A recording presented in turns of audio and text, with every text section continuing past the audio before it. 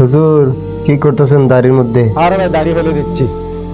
নাউজুবিল্লাহ আস্তাগফিরুল্লাহ। কি জন্য? আর ভাই আপনি জানেন না বিদেশ যাবো, সেই জন্য আমার মালিক আমাকে বলছে দাড়ি ফেলে দিতে হবে চাকরি করার জন্য।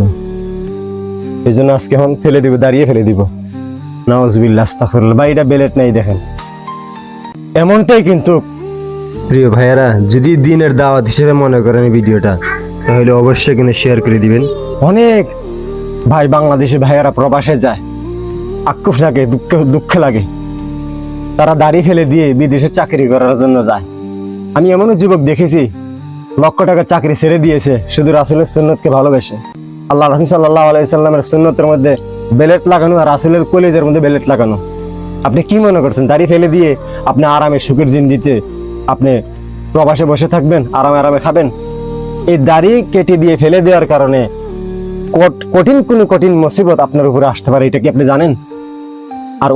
আর মুহাসসিনুল কেরাম বলেন যারা দাড়ি ফেলে দেয় তাদের নাকি 24 ঘন্টা কবিরা গুনাহ হইতে থাকে। নাউযুবিল্লাহি মিন জালিমিন।